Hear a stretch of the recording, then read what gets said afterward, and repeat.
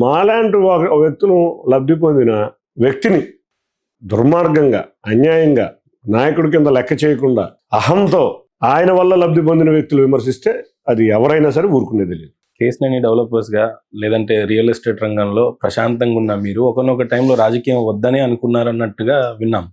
అలాంటిది రాజకీయంలోకి రావాలని ఏ రకంగా అనిపించింది? సవ్యంగా బిజినెస్ సాగుతున్న వేళ, మీ కింద ఎంతోమంది ఉపాధి పొందుతున్న వేళ, అట్లాంటివి అన్నీ వదిలేసి రాజకీయం అంటేనే బురద అంటారు కదా, మరి ఎలా ఎందుకు వచ్చారంటారు? అధికారంలో ఉన్నప్పుడు నేను రాజకీయాలకి రాలా. అధికారం కోల్పోయి అంటే నేను ఎప్పుడూ కూడా తెలుగుదేశంకి మేము అందరం కూడా 2014లో అవ్వచ్చు, 2009లో అవ్వచ్చు, తెలుగుదేశానికి చంద్రబాబు నాయుడు గారికి బ్యాక్ అండ్ వర్క్ ఎక్కువ చేశాను. 2009లో ఆ రోజు ఉమారెడ్డి వెంకటేశ్వర్లు, సుజనా చౌదరి గారితో కూర్చొని, నామనాగేశ్వరరావుతో కూర్చొని బ్యాక్ అండ్ వర్క్ ఎక్కువ చేశాం. 2016లో కంప్లీట్గా తెలుగుదేశం మీద కృషి చేశాం. మేమందరం అనుకునేది గౌరవ ముఖ్యమంత్రి నారా చంద్రబాబు నాయుడు గారు లాంటి వ్యక్తులు ఇక్కడ ఉండాలని కోరుకుంటాం. అధికారం కోల్పోయినాక 2019లో ఆ రోజు పరిస్థితులు ఎంత దారుణంగా ఉన్నాయంటే, చంద్రబాబు నాయుడు గారు అసలు తెలుగుదేశం కార్యకర్తలు రోడ్డు మీదకి వచ్చే పరిస్థితులు లేవు. ఆ పరిస్థితుల్లో నారా లోకేష్ గారితో అసోసియేట్ అయ్యి బ్యాక్ అండ్ వర్క్ చేసుకుంటా ఆయనకి ఎంతో కొంత సహాయం చేద్దామని కరోనా సమయం తర్వాత నుంచి. మీ ఆలోచన రాజకీయంలోకి రావటం అని, లేదంటే పెద్ద ఆయన పిలవటం కానీ? ఏమీ లేదు. నేను నారా లోకేష్ గారి దగ్గరికి వెళ్ళి బ్యాక్ అండ్ వర్క్ చేస్తామని చెప్పి ఆ రోజు నారా లోకేష్ గారితో బ్యాక్ అండ్ వర్క్ మొదలైన కాలక్రమంలో ఎప్పుడైతే విజయవాడలో వివాదాస్పదం కార్యక్రమాలు మొదలైనవి, తప్పని పరిస్థితుల్లో నేనే వెళ్ళి పెద్ద ఆయన కోరాను. ఆయన లేదు, ఎంపీ ఉన్నాడు కదా చూద్దాం, అప్పుడే కాదు కదా ఇది అని అన్నారు. కానీ నేనైతే సరే సార్ ఏది చెప్పినా సిద్ధంగా ఉన్నా. ఆ రోజు సార్ ఎవరికి సీట్ చెప్పినా మేము కూర్చుని పనిచేయడానికే ఉన్నాం. నాకు తెలుగుదేశం అధికారంలో రావాలి, సార్ ముఖ్యమంత్రి అవ్వాలి, నారా లోకేష్ చక్కటి పొజిషన్లో చూడాలి. నాకు ఎందుకంటే నాకు రాజకీయాల్లో అత్యంత ఇష్టమైన వ్యక్తి ఎవరున్నారంటే అది నారా లోకేష్.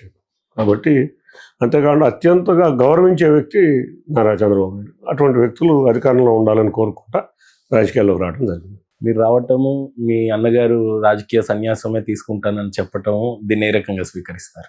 ఒక మనిషికి అహంభావం అనేది ఉండకూడదు. పెద్దలని మనకు ఎవరైతే గౌరవం ఇచ్చారో, తల్లి లాంటి పార్టీని గౌరవించాలి. ఆ నడిపించే నాయకుడు మనకు ఎంత ఇబ్బంది ఉన్నా లాస్ట్కి మనం చెప్పాలి, leader is the decision, is the final decision అని ఉండాలి. ఏదైనా ఉంటే క్లోజ్డ్ బాడీలోకి వెళ్ళి కూర్చుని లీడర్తో ఎంతన్నా డిబేట్ చేయొచ్చు, కానీ పబ్లిక్లోకి వచ్చి మాట్లాడటం అనేది చేస్తే దానికన్నా బాధాకరమైన విషయాలు ఉండవు.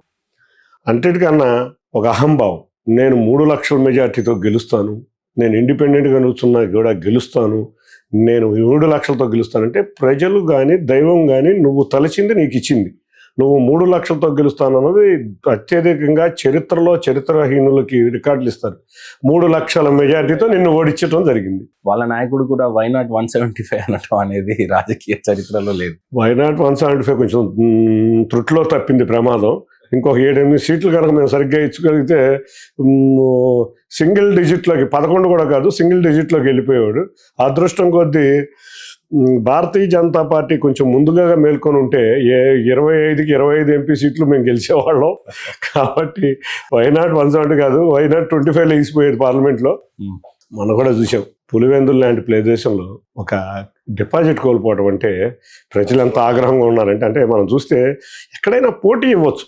ఇప్పుడు అధికారంలో ఉన్నారు గెలుస్తారు అని అంటారు, కానీ పోటీతో అది నాయకుడు ఉన్న చోట పోటీతో ఓడిపోతే ఓడిపోవచ్చు, కానీ డిపాజిట్లు కోల్పోయారంటే ప్రజలు ఎంత ఆగ్రహంగా ఉన్నారో తెలుసా. జగన్ రెడ్డి మీద, పులివెందుల ఎమ్మెల్యే జగన్ రెడ్డి మీద ప్రజలైతే మాత్రం చాలా తీవ్రమైన ఆగ్రహవేశంతో ఉన్నారు. మళ్ళీ అడుగుతున్నాను, ఏమనుకోవద్దు సార్, నేను ఇంటర్వ్యూకి వస్తున్నాను చిన్ని గారి దగ్గరికి అని అంటేనే ఒక 100 మంది అయినా కావచ్చు, లేదా తెలిసిన వెల్ విషర్స్ కావచ్చు, మీ తాతగారి నుండే మీ ఫ్యామిలీ కేసినేని అని అంటే ఎంత మంచి ఫ్యామిలీ అనేది తెలుసు. అన్నదమ్ములు అసలు విడిపోతారని కూడా ఎవరు అనుకోలేదు, కానీ మరీ 20 years అని అంటే రీజన్స్ ఏమైనా తెలుసుకోవచ్చా? ప్రజాక్షేత్రంలో ఉన్నారు కాబట్టి అని అడగటమే తప్పితే కానీ విభేదం అర్థం కాదు. 2 విషయాలు. మా కుటుంబం ఉమ్మడి కుటుంబంగా, వ్యాపారం కూడా ఉమ్మడిగా ఉండేది. మా తాతగారి సమయం నుంచి కూడా ఈ వ్యాపారం చేసాము, అదొక బ్రాండ్ క్రియేట్ చేసాం.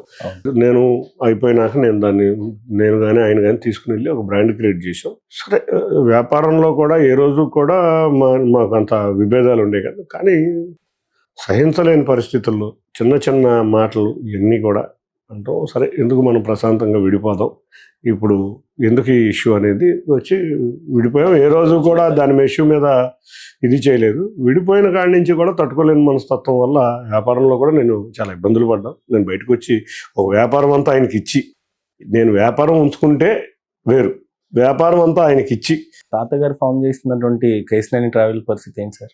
చేసిన ట్రావెల్స్ పరిస్థితి ఆయనకి అప్పచెప్పి నేను వ్యాపారం అన్నయ్య గారు ఆయనకే ఇచ్చేసి బయటకు రావడం జరిగింది. నేను వచ్చిన కొన్ని రోజులు బాగానే జరిగింది, కానీ అసమర్థత వల్ల ఆ వ్యాపారాన్ని కూడా మూసివేసి ఇవాళ దానికి వంకలు 100 రకాలు చెప్తున్నాయి. వాళ్ళు చూస్తే వ్యాపారం బ్రహ్మాండంగా అన్ని మల్టీనేషనల్ కంపెనీస్ అన్నీ వచ్చిన రోజు వాళ్ళ ఉన్న బ్రాండెడ్ వ్యాపారాన్ని చంపేటువంటి దారుణమైన విషయం.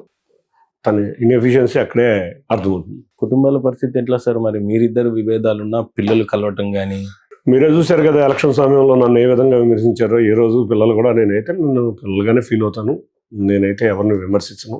పిల్లలను కూడా విమర్శించే స్థాయికి దిగజారే పరిస్థితి ఆయన చేసుకున్నాడు, కానీ నేను మాత్రం ఆయన్ని ఇష్యూ బేస్డ్ విమర్శలే చేశాను. కానీ ఏదో మరీ శృతి తప్పినప్పుడు ఈ మధ్య కాలంలో మాట్లాడాను, కానీ ఆయన విషయాలు ఏ రోజు కూడా శృతి తప్పకుండా నేను రాజకీయంగా కానీ నువ్వు చేసిన అభివృద్ధి మీదే మాట్లాడాను. మీరు చూస్తే ఎలక్షన్ సమయంలో ఆయన మీట్ ద ప్రెస్ పెట్టి రకరకాల ఆరోపణలతో 100 పుస్తకాలు పెట్టాడు, దాంట్లో ఏది నిరూపించలేపాడు.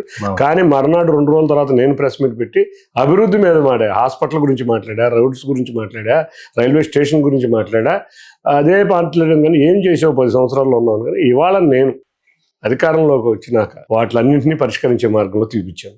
ఆ 100 పుస్తకాల్లో చేసిన విమర్శలు ఇంకా ముందుకు తీసుకెళ్తారేమో అనుకున్నాము, కానీ ఆయన సన్యాసమే తీసుకున్నానని ప్రకటించిన తర్వాత ముందుకు రాని పరిస్థితి ఆ సమస్య. సన్యాసం తీసుకున్నాక కూడా విమర్శించాడు. ఈ మధ్య 9 నెలల బ్యాక్ సోషల్ మీడియా వేదికగా ఏదో పిచ్చి ఆరోపణలు చేశారు. ఏదో కంపెనీ చంద్రబాబు నాయుడు గారు భూములు ఇచ్చేసారు, ఆ భూములన్నీ ఇతనికి అన్నాడు. అంటే నువ్వు గవర్నమెంట్ని విమర్శిస్తున్నావా, నన్ను విమర్శిస్తున్నావా, నాకు అర్థం కాల. అదే ఇప్పటికి కూడా అది మీరు చూస్తే జగన్ కోవట్లోని వ్యక్తులు వీళ్ళందరూ. జగన్కి రకరకాల ఐడియాస్ ఉంటాయి. ఒకటి కోడి కత్తిలాగా డ్రామాలన్నీ గులకరాయిలాగా, హెలికాప్టర్ రాయి, బాబాయి హెచ్చ, ఇటువంటి డ్రామాల్లో చూస్తే రపరప, మన ఈ మధ్య చూస్తే మామిడికాయలు రోడ్డు మీద ఇది చేయటం, ఇటువంటి రకరకాల డ్రామాల్లో ఇదొక రకమైన ఇంటర్నల్ డ్రామా. నేను రాజకీయ సన్యాసం చేస్తా అంటాడు. ఇటువంటి కోవర్ట్లను పెట్టుకుని ఏదో న్యూట్రల్ వాళ్ళలాగే విమర్శలు చేపిస్తా ప్రభుత్వాన్ని అప్రతిష్ట చేస్తున్నాడు. ఇటువంటి దౌర్భాగ్యులందరూ తయారయ్యారు కాబట్టి రాష్ట్రం ఇంత ఇబ్బందికర పరిస్థితిలో ఉంది. సార్, మీ కాన్స్టిట్యున్సీలో ప్రధానంగా చెప్పాలంటే 2 ఎస్సీ కాన్స్టిట్యున్సీలు కలుస్తాయేమో, ఎమ్మెల్యే కాన్స్టిట్యున్సీస్. సౌమ్య గారును కొల్కపూడి గారు. రీసెంట్గా కొల్కపూడి గారు సొంత పార్టీ అయి ఉండి మీ మీద చేసిన ఆరోపణలు బ్యాంక్ ట్రాన్సాక్షన్తో పాటు చూపిస్తూ 5 కోట్లు మీరు ఆయన దగ్గర టికెట్ తీసుకోవడానికి సమర్పించుకున్నారు అని చెప్పేసి ఆయన చేసిన వాదన పైన మీరు ఏ రకంగా స్పందిస్తారు? ఈ విషయం పార్టీ అధిష్టానం దృష్టిలో ఉంది. పార్టీ క్రమశిక్షణ సంఘం కూడా పిలిచారు. వాళ్ళు నిజాలు తెచ్చుకుని అధ్యక్షుల వరకు నివేదిక కూడా ఇచ్చారు. రెండోది, బ్యాంక్ అకౌంట్లో 5 కోట్లు కనుక వస్తే అది ఎవరి అకౌంట్, ఏమి అకౌంట్ అని మీరు ఆరా తీస్తే, ఇప్పుడు రాయి గుడ్డ కాల్చి అకౌంట్ లో అని చెప్పి ఆరోపిస్తున్నారు. పిఏ గారి అకౌంట్ లో చూసి ఆ పిఏ అకౌంట్ లో 5 కోట్లు కనుక వస్తే ఆయన్ని నేను ఒకటే అడుగుతాను, 8వ పేజీ 14వ పేజీ మర్చిపోండి. అకౌంట్ డీటెయిల్ మొత్తం వచ్చి మీరే పరిశీలిస్తే బాగుంటుందని తెలియజేసుకుంటున్నాను. ఏ రోజు అతనికి తెలుసు, ఎన్నో సమావేశాల్లో ఎన్నో ఇంటర్వ్యూస్లో నన్ను తీసుకొచ్చింది చిన్ని గారే, నేను ఇక్కడ కూర్చున్నానంటే చిన్ని గారే, కాబట్టి నేను మొత్తం ఖర్చు పెట్టింది చిన్ని గారే అని ఎన్నో రకాల ఇంటర్వ్యూల్లో చేసిన వ్యక్తి దేవుడు దయ్యం ఎందుకు అయ్యాడో ఆయన అడిగితే నాకన్నా బాగుంటుందని నేను అనుకుంటున్నాను. కానీ ఈ రకమైనటువంటి అభియోగాన్ని నేను అనేది ఇప్పుడు మా పార్టీలోని వ్యక్తి అవన్నీ క్రమశిక్షణ సంఘం అధిష్టానం తీసుకుందాం. నేను ఇందాక కూడా చెప్పాను మీకు, నాకేదన్నా ఇబ్బంది వస్తే క్లోజ్డ్ వాళ్ళు వెళ్ళి చంద్రబాబు నాయుడు గారి దగ్గర చెప్పుకుంటా, అంతేగాని పార్టీని అలర్ట్ చేయండి. కాబట్టి ప్రెస్ మీట్ పెట్టి అలర్ట్ చేశాడు కాబట్టి అది పార్టీ తీసుకోవాలి.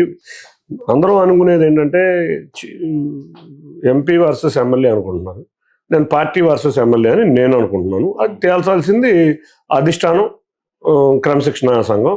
వాళ్ళ కోర్టులో ఉన్నప్పుడు దీని గురించి నేను ఎక్కువ మాట్లాడటం, నేను పార్టీని నేనేదో మాట్లాడటం, ఆయన ఏదో మాట్లాడటం, పార్టీని మళ్ళీ రోడ్డు మీద తీసుకురావటం నాకు ఇష్టం లేదు. కాబట్టి అధిష్టానం చూసుకుంటుందని నేను అనుకుంటున్నాను. పొలిటికల్ కెరియర్ స్టార్ట్ అయ్యి ఎప్పుడైనా కూడా అధికారంలోకి వచ్చి సంవత్సరంన్నరనే వస్తుంది. ఇలాంటి అభియోగాలు మీ మీద రావటం, దీని వెనకాల ఉన్నటువంటి కారణాలు ఏమై ఉండొచ్చు అని అంటే ఏం చెప్తారు?